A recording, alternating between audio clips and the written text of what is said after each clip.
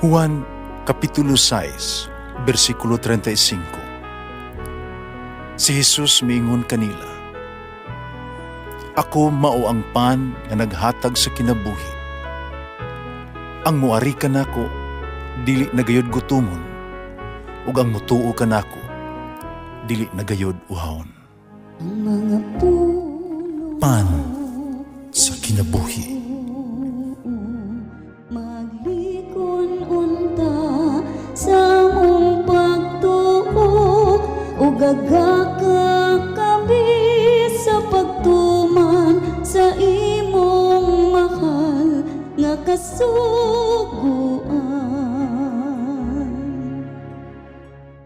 Ginoo na kaninyo. Santos nga Ebanghelyo sumala ni San Marcos. Nipauli si Jesus sa ila, kung nakatigom na usab dito ang dakong panon sa katawhan, tungod niini si Jesus ang iyang mga tinunan, wala gani-gani pagkapangaon, una higayon. Sa pagkasayo niini sa iyang mga kabanay, nangato sila aron pagkuha kaniya, kay mga tao nag-ingon man, na nabuang na siya. Ang Ebanghelyo sa Ginoo. Pasalamati ang Ginoo kay siya maayo, ang iyang gugma mulungtad hangtod sa kahangturan. Pasalamati ang Diyos sa tanang mga Diyos, ang iyang gugma malungtaron. Pasalamati ang Ginoo sa mga Ginoo, ang iyang gugma balungtaron.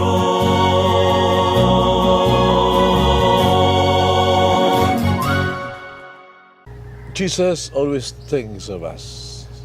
Santo Niño kanunay gyud nagunaw na bahin kanato, alang kanato. Anong i-question sa mga paryente ni Jesus ang iyang pagkamaayog sa iyang bahing pangisip? Anong umingon man sila na buhang na siya sa Ebanghelyo atong dungog karon? Pero ako na itulog karason. Una, itong gibiyaan na ni Jesus ang kaharuhay, kasiguruan sa iyang pamilya. Gibiyaan niya ang mga iyang ginikanan, gibiyaan niya ang iyang profesyon, isipanday, o gibiyaan niya ang tanan ba? Aron laban sa paghimo, mahimo siya magwawali. Ito niya Jesus ang tanan aron magkiguban sa mga tao. Dahil nakaingon kita na si Jesus wala magtinguha sa kasiguruan sa kinabuhi.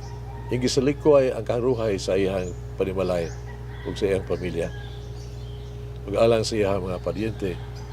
Dili kini balido nga hinungdan. Busa sila miingon siya nabuang. Karon anda ba kita nga biyaan nato ang karuhay sa ato ang kinabuhi para mag-alang sa pagsunod kay Jesus? Tago sa taong buang. Anda ba kita sa pagtugyan sa ato ang gugma, atong mga minahal sa kinabuhi, atong gusto, aron lamang mahimong disipulo niya?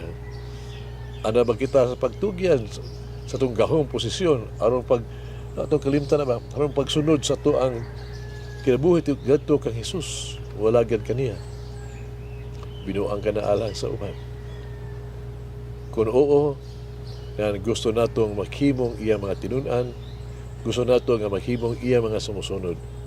Panalang sa uban, kini maghimong usa ka binuang. Kiduha, si Jesus nagwali batok sa mga Fariseo, kagamhanan kayo.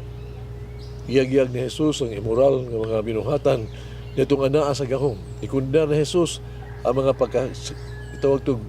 pagkasalimpakaw kayo nga mga eskriba o mga Fariseo. Si Jesus wala maghilom, wala niya ikompromiso ang iyang moral o prinsipyo, ang iyang balaang misyon. Wala siya magdula-dula ni ini. Iyang gisangyaw, iyang gisaway ang mga dautan, iyang gitulid ang mga sayop.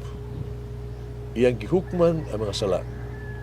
Siya mapailubon, maluluyon sa mga makasala. Siya sa maluluyon ni adtong mga antos. Anda ba kita na magpahilom aron dili lang mabalda? Anda ba kita nga kompromiso aron ato ang kahupayan o personal nga interest mga panalipdan? Kung oo, naniwala na kita atong hunahunaw. Ito saktong pangisip. Sama na kita kay Jesus, kinahanglan natong buhaton ang usa ka butang bisan kung kini magdala ka nato sa tuang krus. Ikatulo, si Jesus naging uban sa iyang kaugalingon natong sinalikway sa katilingban. Iyang gipaila ang iyang kaugalingon uban sa makasala. Naglaraw siya uban ni adto mga sinalikway sa katilingban. Yatubang niya ang mga kabus. Dini si Jesus wala magtrabaho alang sa pagkapopular. Wala siya magtinguha sa kabantog o katigayunan. Gusto lang ni Jesus nga mag-alagad. Ang iyang tuyo mao ang pagluwas sa iyang katawhan. Gusto ba kita nga daygon o makita uban sa mga adunahan o inila? Gusto ba nato nga mahimong popular o tratahon nga espesyal? Kung oo ka na mahimo usab kitang mga matawag nga buang. Kay Jesus ang tanan nga iyang pamilya, ang iyang kabalaka, mao ato ang kaluwasan. Si Jesus, nabalaga kaayo siya kanato. Ang iyang mga hunang-huna, kanunay bahin kanato. Iyang kinabuhi, hipit alang kanato. Wala ba kini sa iyang hunang-huna? Dili kini. Tungod lang kay gihigugmata niya pag-ayo. Kasugilanon, giinsulto siya sa Osaka, madlugol kayong bata.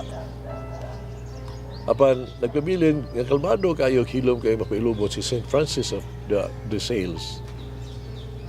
Wala mo tingog siya. Mahimong tamadlungon niya ang bata kung gusto niya, pasahilom lang. Wala pulong, gikan siya mga ngabil. Ito nang utana kaniya, kung giunsa man niya pagkontrolar, no? Pag-maintainer sa pagkakalmado dyan kayo. Ingon siya. Sa mga higayon, ingon ni Ana, magisabot ako sa kong kagalingon. Iuyon ko, ang ako ang dila, kinahanglan nga maghilom kung ako ang emosyon taas. O kung ako ang emosyon o kalma na, hanap ako mo gamit sa ako ang mga dila aron pagsulti. Maigsoon, sa may atong kalabutan ng Jesus, usa nato pagkuha kaniya ang iyang mga pulong. Sa unsang paghiha kita, masabtan, makita ug kuhaon ni Jesus. Pigampo kita. O Jesus, among maayo ug mapanguron nga magbalantay. Pero miduol ako kanimo sa pagpaubos, nangayo sa imo ang pasaylo. Nga agyoy mga higayon nga dili ko nimo, dili ko seryosohon ikaw.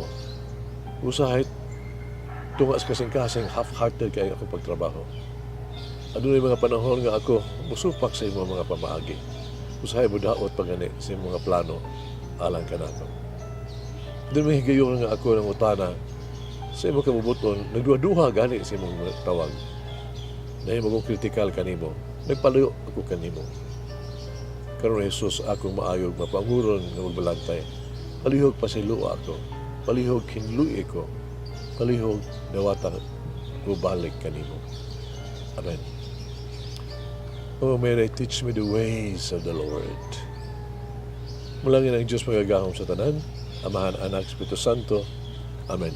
May the Lord of the divine mercy bless us all, heal us from all diseases and suffering. Ayun unta niya kita, tanang mga sakit na sa lawas o sa kalag, body and soul.